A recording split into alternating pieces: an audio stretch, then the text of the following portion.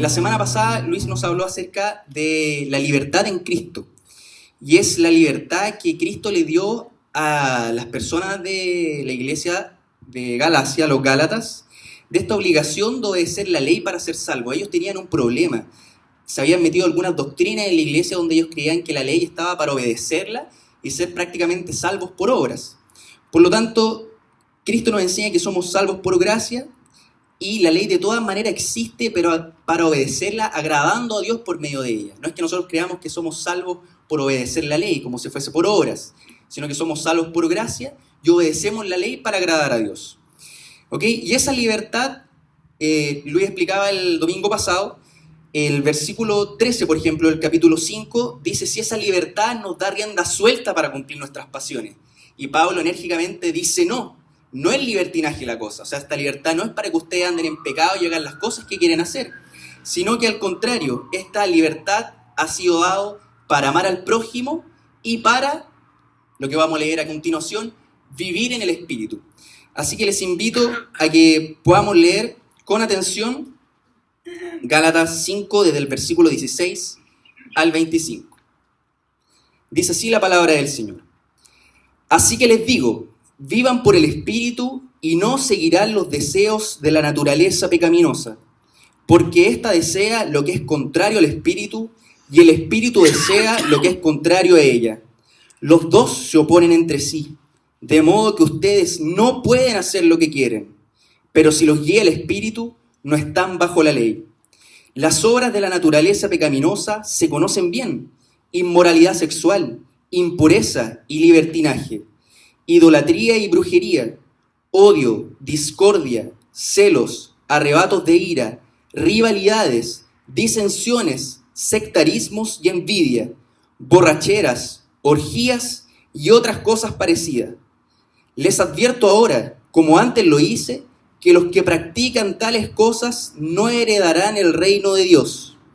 En cambio, el fruto del Espíritu es amor, alegría, paz, paciencia, amabilidad, bondad, fidelidad, humildad y dominio propio.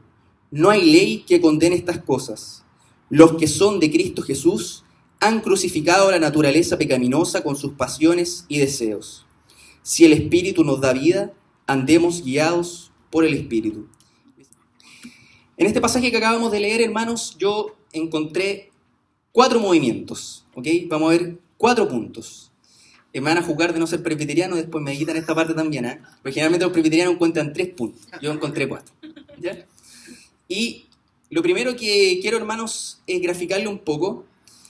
Desde el versículo 16 hasta el versículo 18, Pablo nos dice: vivan por el Espíritu y no seguirán los deseos de la naturaleza pecaminosa, porque ésta desea lo que es contraria a ella.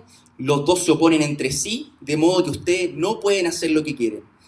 Primer punto: una vida que es guiada por el Espíritu te confronta. Te confronta de la siguiente manera. Ahora, para vivir por el Espíritu debe estar en ti. A todo cristiano genuino, cuando realmente se ha arrepentido, el Espíritu le ha sido dado y le ha entregado una nueva naturaleza, es decir, ha vuelto a nacer. El Espíritu nos convence de pecado y nos regenera. Somos nuevas criaturas dejando la naturaleza pasada, heredada desde el momento en que nacemos. Todos nacemos pecadores, desde el momento en que nacemos, heredados desde Adán y Eva. Había un sujeto, un personaje en el que Jesús lo explica, que él se llama Nicodemo. Y Nicodemo resulta que no entendía esta cuestión del nuevo nacimiento. De hecho, él pensaba que era un nacimiento corporal. Le preguntó a Jesús: ¿pero cómo yo tengo que nacer? ¿Tengo que volver de nuevo al vientre de mi madre para poder nacer? No, le dice Cristo. Y resulta que Nicodemo no había entendido que este nuevo nacimiento es un nacimiento espiritual. A los hijos de Dios le ha sido dada esta nueva naturaleza. Y el cristiano tiene este espíritu, es una nueva criatura, es vuelto a nacer.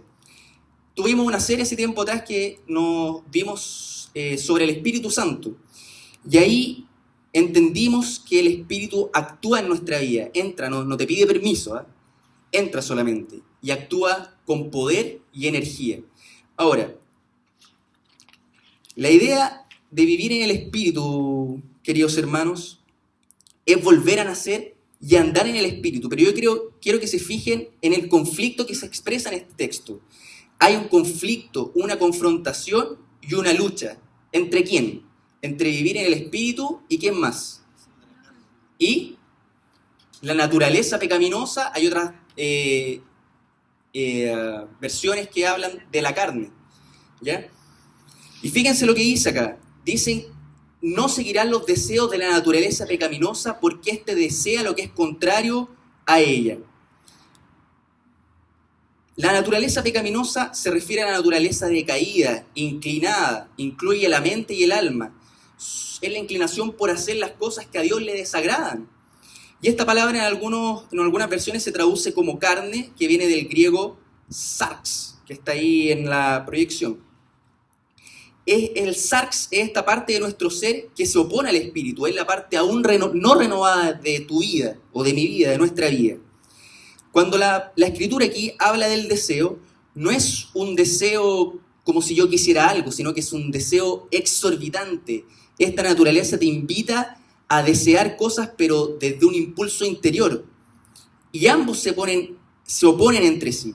Es una lucha constante, pero no es una lucha, queridos hermanos, que dure un momento o dure un periodo de tiempo, sino que es una lucha que dura durante toda la vida del cristiano. Durante toda la vida estamos en esta lucha constante porque ambos se oponen entre sí. Ahora, es una lucha interna, intensa y constante. Es más que una decisión por Cristo, es más que pasar adelante en un llamamiento, es más que cantar, es más incluso que escuchar un mensaje poderoso. Es una lucha interna. Timothy Keller dice que es una lucha entre el antiguo yo y el nuevo yo. Y fíjense bien lo que dice el texto a continuación. No pueden hacer lo que quieren. Una mejor traducción para eso sería, no están haciendo lo que debieran hacer. Porque si el Espíritu te ha sido dado, debieses hacer las cosas que el Espíritu te motiva a hacer. Por lo tanto, no estás cumpliendo con lo que debieses cumplir. Ahora, el Espíritu te invita realmente a ello. El Espíritu trabaja en tu corazón. Timothy Keller en otro libro dice incluso que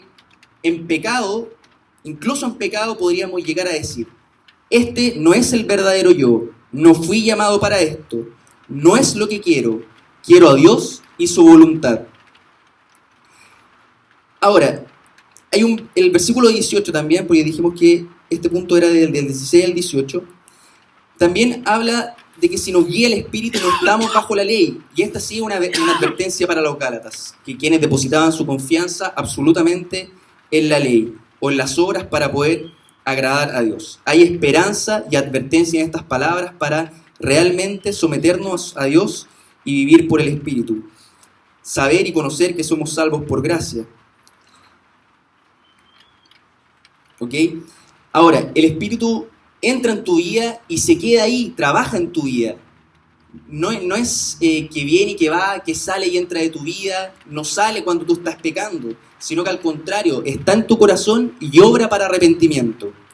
La palabra te confronta y te dice, ¿vas a vivir como la naturaleza pecaminosa te invita a vivir? Porque las obras de la naturaleza pecaminosa se conocen bien. Fíjense ustedes ahora en el versículo 19. Pablo nos va a dar una lista de varios pecados. Por lo tanto, el Espíritu además te guía y te advierte de las cosas que no debes practicar, lo que no debe hacer un cristiano. Y fíjense, Pablo dice desde el versículo 19, en el versículo 19, las obras de la naturaleza pecaminosa se conocen bien. Fíjense ustedes, los Gálatas las conocían y un cristiano también las conoce. Las conocemos, no son nuevas para nosotros. Un cristiano se da cuenta de que no son obras del Espíritu, sino que son obras de la naturaleza pecaminosa. Quiero que veamos en detalle esta lista. Y les quiero preguntar, si pueden ir haciendo al mismo tiempo que la vamos leyendo, vean cuáles son los de nosotros. Si en realidad en tu vida tú percibes algunas cosas que acontecen que provienen de la naturaleza pecaminosa, te cuestionas tus pecados, ¿hay alguno de esta lista o alguno similar? Hay 15 pecados en esta lista y ahora sí los quiero invitar a que sea participativa esta cuestión. Y vayamos leyendo estos 15 pecados que además pueden ser agrupados de la siguiente manera. Y aquí la NBI nos da algunas pistas, y aquí es cuando me gusta ver que sabe estar casado con una profesora, porque uno generalmente no respeta los signos de puntuación. Y aquí respetar los signos de puntuación nos da un entendimiento mejor de la agrupación que hace Pablo de los siguientes pecados. Fíjense ustedes, vayan conmigo. ¿Cuáles son los primeros pecados? Inmoralidad sexual, ¿qué más? Impureza. ¿Qué hay después del libertinaje? Perfecto, bien Pati, premio, me lo cobra después el otro domingo. Hay un punto y una coma. La NBI es de las pocas traducciones que emplea ese punto y la coma para poder asociar este grupo de pecados. ¿Okay? Los primeros pecados que Pablo enumera aquí son pecados que tienen relación con el sexo. Inmoralidad sexual, impureza y libertinaje.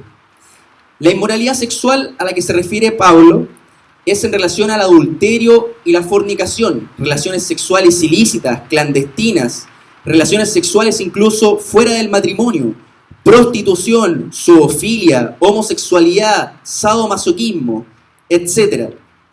Impureza, quiere decir inmundicia, no solo en hechos o acciones, sino también en palabras, pensamientos e intenciones del corazón. Se refiere prácticamente a palabras y gestos obscenos. No sé cuánto ustedes manejan, pero hay gestos obscenos que se hacen los choferes, sobre todo cuando no se respetan alguna señalética y todo, uno tiende a hacer gestos obscenos. En el fútbol también se da muchas de esas cosas. Pero fíjense que son de la naturaleza pecaminosa, un cristiano no debiese hacer eso.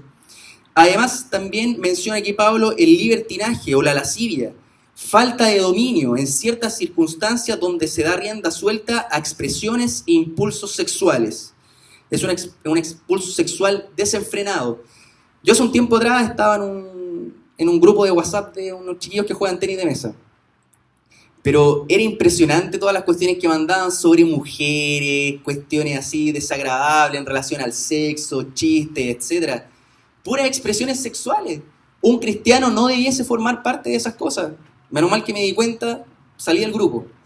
Pero se dan mucho esas cosas. Hay gente que todo lo relaciona con el sexo. Uno dice una palabra, van y la relacionan con el sexo. Uno se viste de cierta manera, lo relacionan con el sexo. Uno dice algo, actúa de una manera, lo relacionan con el sexo.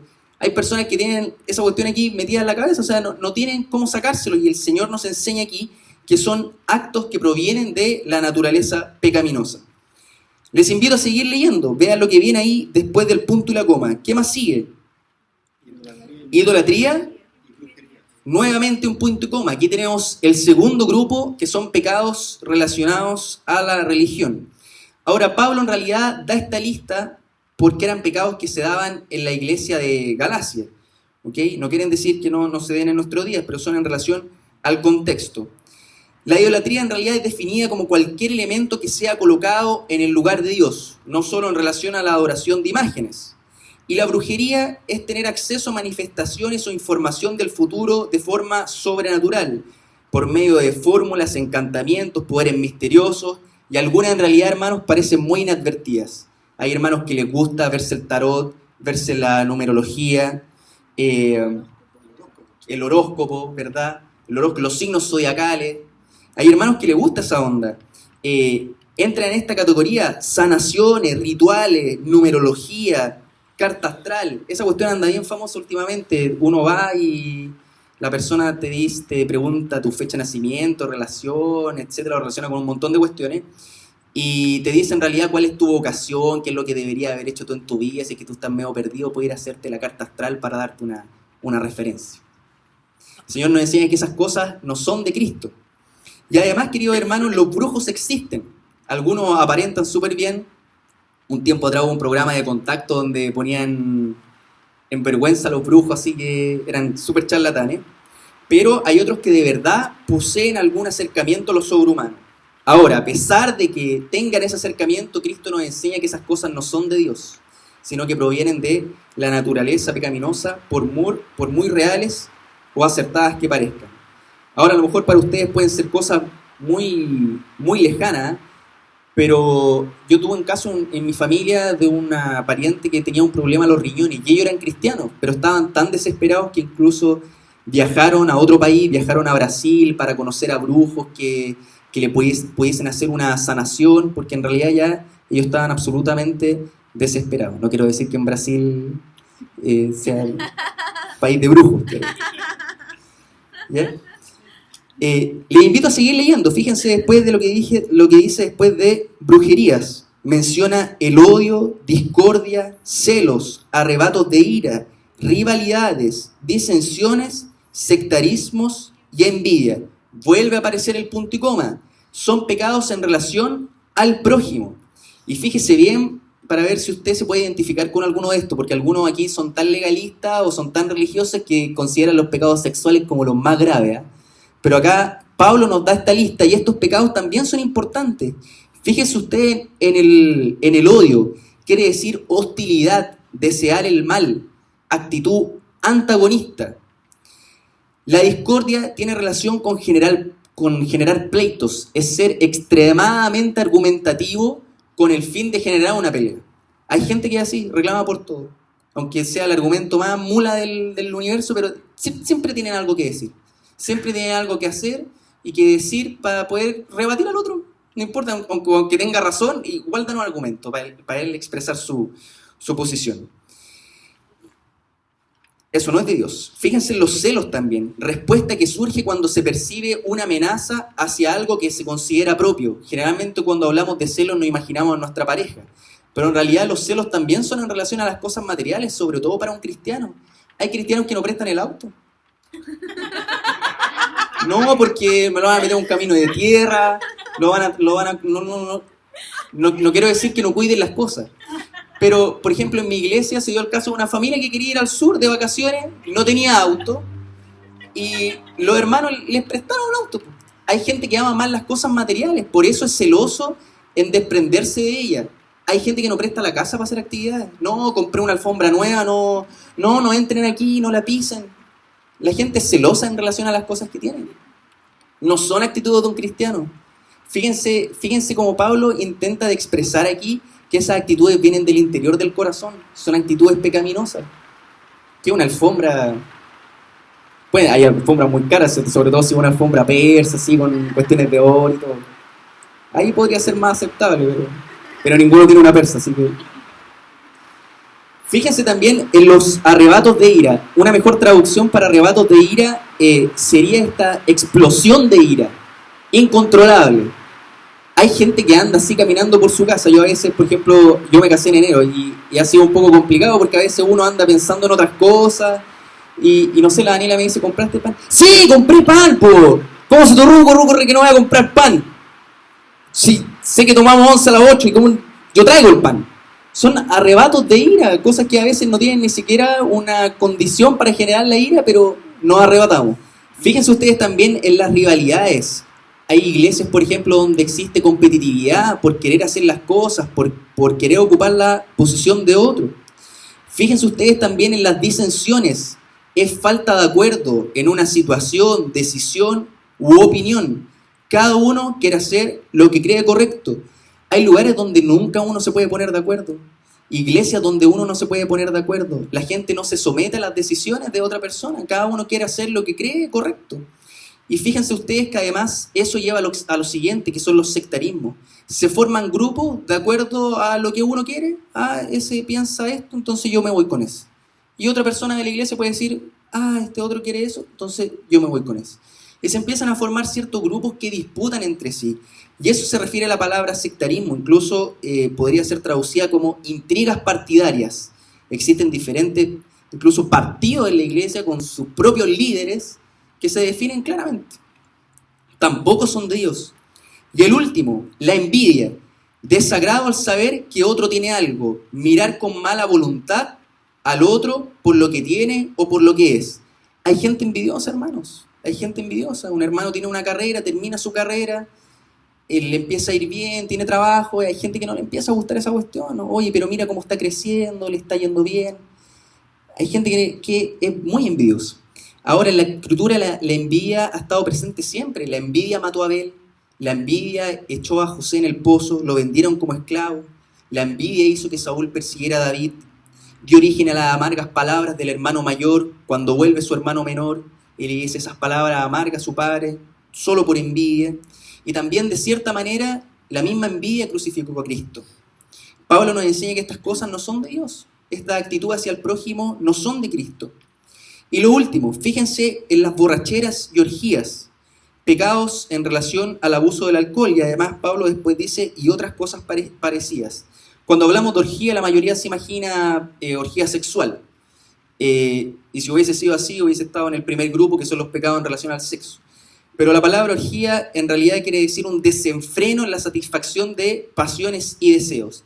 Y aquí Pablo las coloca juntos porque en el contexto de la iglesia se daba lo siguiente. Culturalmente ellos siempre hacían celebraciones a diferentes dioses. Y había un dios que se llamaba Dionisio, que era el dios del vino y la vendimia. Entonces ellos salían a las calles con antorchas, se emborrachaban en las calles, hacían fiestas hasta altas horas de la madrugada y tenían diferentes actitudes desenfrenadas. Ahora debió haber sido muy difícil para la iglesia de Galacia, sobre todo si esto estaba inserto en su cultura, haber dejado estas prácticas. Esta lista, hermanos, es solo representativa y se debe contextualizar en cada uno de nosotros. Toda la lista es pecaminosa en sí. Algunos más religiosos pueden atribuirle que es más pecado el sexo, más pecado el alcohol, pero todos son iguales y todos provienen de la naturaleza pasada. Siempre somos mejores en notar los pecados de los demás de lo que somos en luchar contra los nuestros. A pesar de que hay algún pecado ahí que tú sientes que tienes o que está en tu vida, hay esperanza. Porque Pablo le dice a los Gálatas que los que practican tales cosas no heredarán el reino de Dios. ¿Qué significa practicar? Los deportistas practican, los futbolistas practican. Es realizar lo mismo una y varias veces de forma habitual. Y la advertencia es clara. Aquellos que vivan en pecado y no demuestren la influencia del Espíritu no tendrán parte en el reino de Dios. Quiere decir, no arrepentirse. Si usted, hermano, practica alguno de estos pecados que lo apartan de Dios, no heredará el reino de Dios. No tendrá la herencia suprema para los hijos de Dios. Si sigues realizando lo que Dios odia una y otra vez, estás caminando hacia la muerte. Estás en tinieblas y no estás en la luz. Estamos en el mundo, pero no somos del mundo. Yo te quiero preguntar a ti, ¿es realmente Cristo el centro de tu vida? ¿Está Cristo por algún lugar en tu corazón? Tercera cosa importante, además de que el Espíritu nos confronta y nos advierte de lo que no debemos practicar, nos dice que el Espíritu también da frutos. Fíjense ustedes en el versículo 22 y 23. En cambio, el fruto del Espíritu es amor, alegría, paz, paciencia, amabilidad, bondad, fidelidad, humildad y dominio propio. No hay ley que condene estas cosas. Pablo utiliza, la verdad, aquí una metáfora, porque los árboles dan fruto. ¿Ok? Y no es el único que ha dado este tipo de ejemplos. Estos ejemplos han sido dados por Juan el Bautista, incluso por Jesús en Mateo 7. Les invito rápidamente la Estefanía. Mateo 7. Desde el versículo 16 hasta el versículo 20.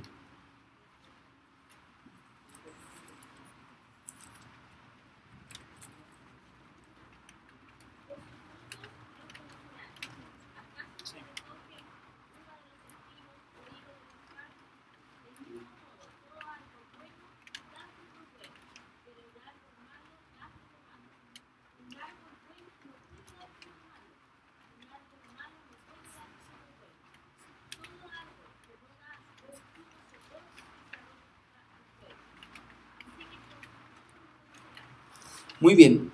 Por sus frutos los conocerán. Fíjense ustedes cómo la Escritura dice, el árbol bueno da buen fruto, el árbol malo da mal fruto, por sus frutos los conocerán. Emplea la palabra frutos muchas veces. En la Escritura hebraica, cuando querían resaltar algo, lo repetían una y otra vez. Esa es la forma de resaltar algo. En nuestro contexto hoy en día, si estamos escribiendo y queremos resaltar algo, lo subrayamos o lo ponemos en mayúscula, y si estamos hablando, alzamos la voz. Pero el hebreo hacía lo siguiente, lo repetía una y otra vez. Ahora, hagan el siguiente ejercicio. Imagina a Jesús enseñándote este pasaje. Te mira y te dice, ¿acaso se recogen uvas de los espinos? O sea, imagínense, uva de los espinos. Claro que no, Señor. No se recogen uvas de los espinos. Yo sé, Jesús, que tú eres carpintero, no eres agricultor, pero no se recogen uvas de los espinos. Además, soy chileno y si no sé que la uva se recoge de la parra, tenemos los mejores vinos de Chile. Así que, claro, cualquiera sabe que no se encuentra en uva de los espinos, sino que se encuentra en la parra. Y además pregunta, ¿se recogen higo de los cardos? Tampoco, Jesús. Cualquiera que diría eso está loco o está mintiendo. Es imposible tener un encuentro real con Cristo y no ser cambiado para dar frutos. ¿Está Dios trabajando en tu vida? Porque por sus frutos los conoceréis. El árbol bueno da buen fruto. No hay manera de que dé el fruto malo. Y el árbol malo da mal fruto. No hay forma de que dé el fruto bueno. Y además, el árbol malo que da mal fruto es cortado y echado al fuego.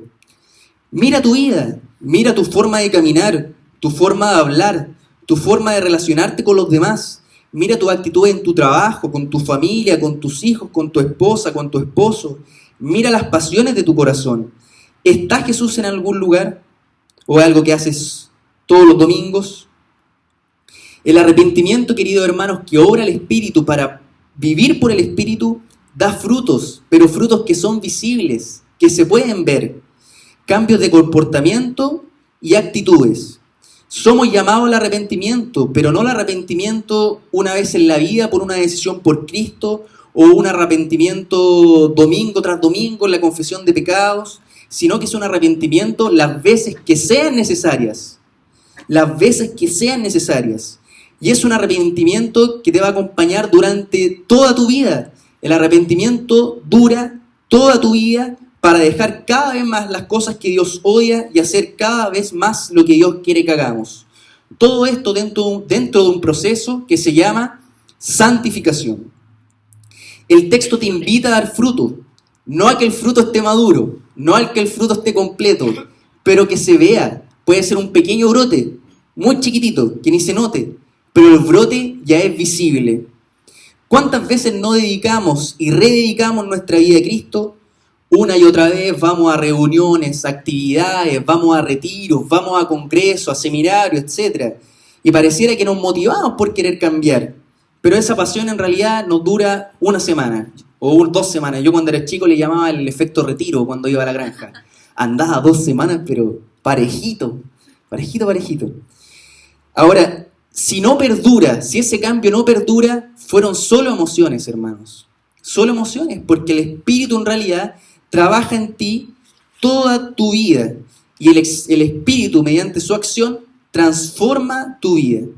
Ahora yo les pregunto a ustedes, ¿cómo sabemos que Dios está trabajando en nuestra vida? ¿Cuál sería su respuesta? ¿Cómo vemos al Espíritu obrando en nosotros? Dando frutos. ¿Y cuáles son los frutos? Amor es el primero por su importancia.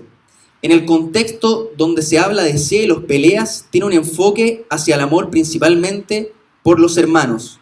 Aunque el amor no es solo eso, el mejor ejemplo de amor fue el que mismo Dios hizo entregando a su Hijo Jesucristo por nosotros.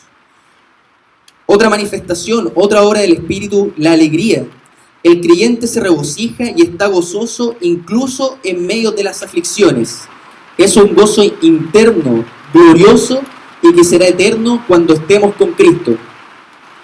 La paz es la serenidad del corazón, el saber que nada escapa al plan perfecto de Dios y que todo está bajo control.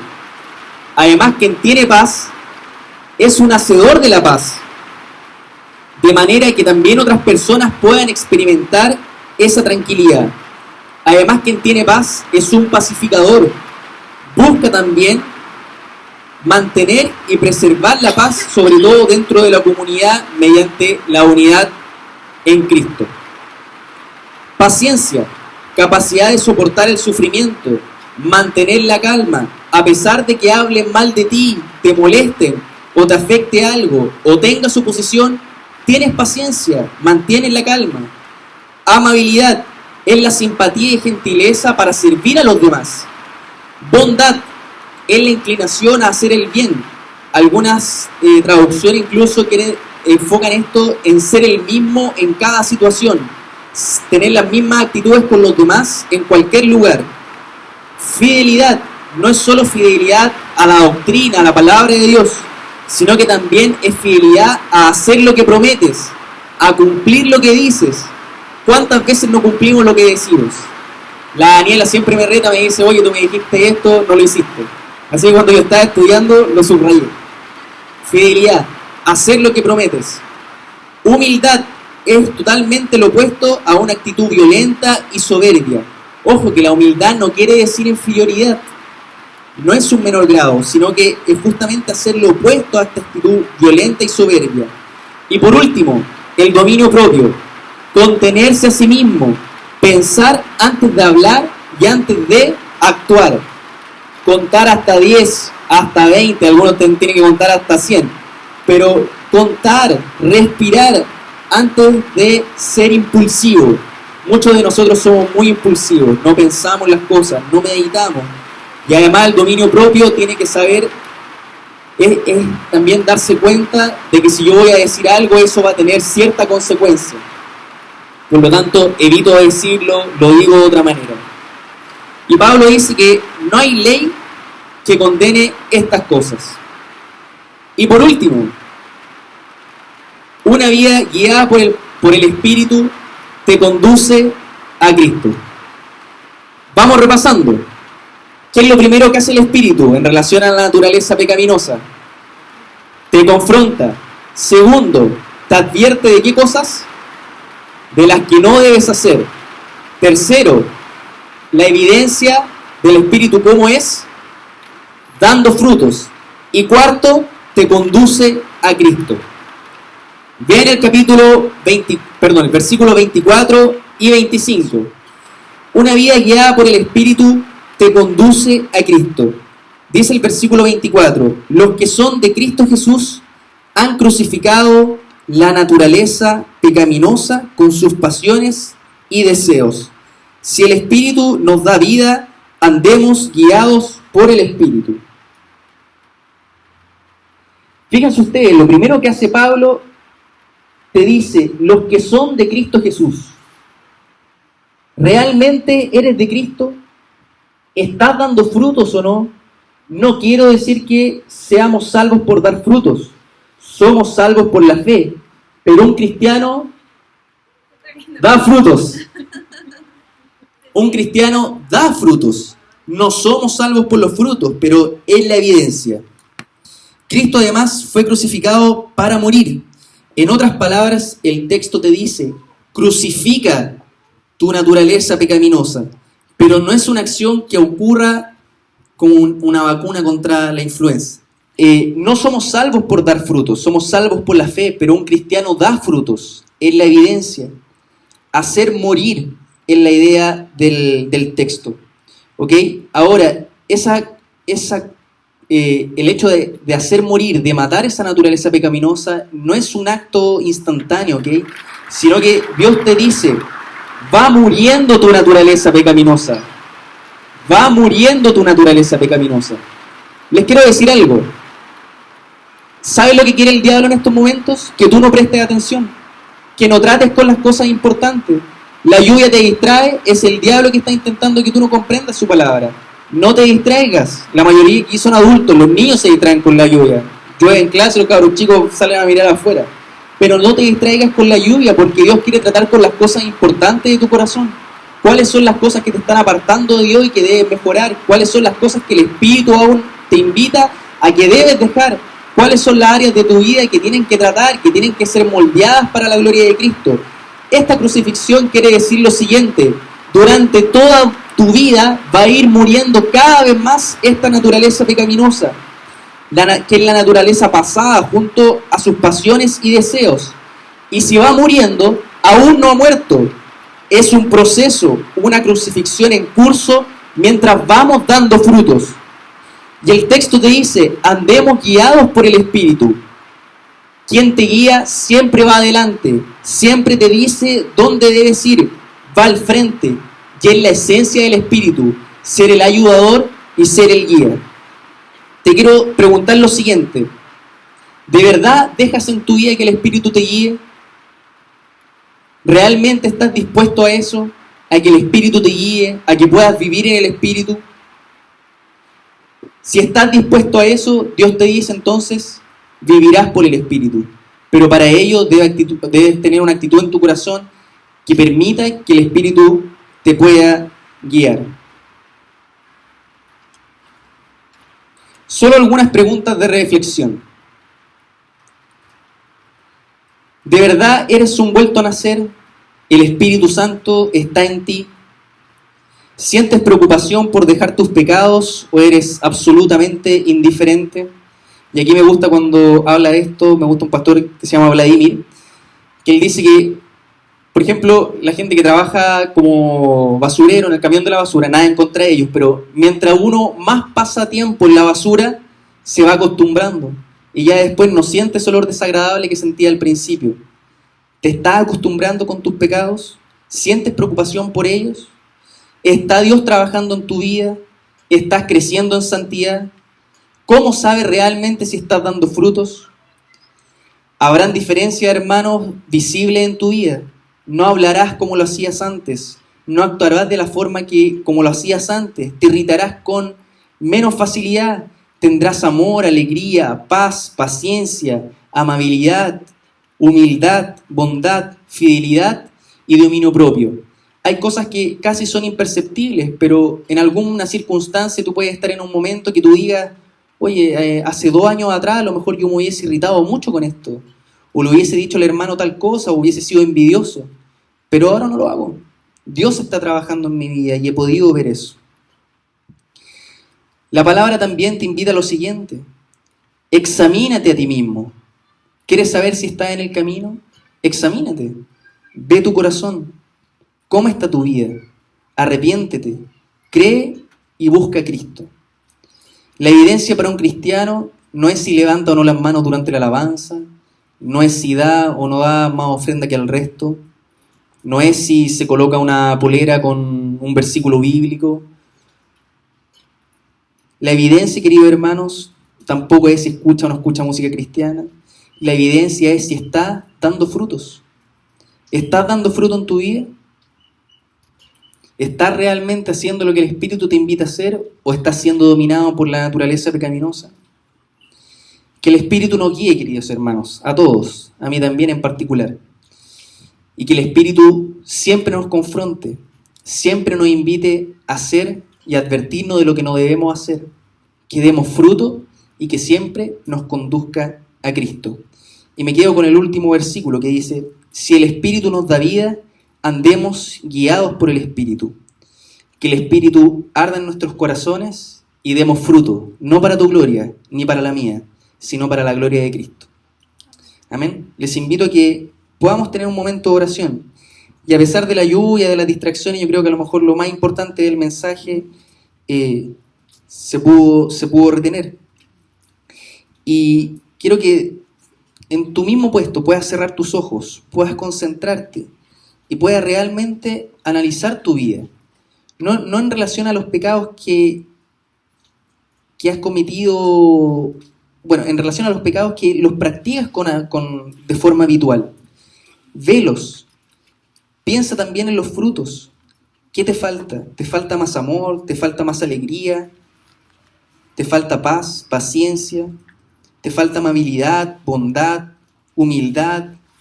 ¿Te falta fidelidad? ¿Te falta dominio propio? ¿Te irritas fácilmente? Ora en tu puesto. Ora de forma humilde, de forma sincera delante de Dios. Dios conoce nuestras necesidades, conoce nuestro corazón. Y somete las áreas de tu vida que aún no han sido transformadas por el Espíritu. Somételas delante de Cristo.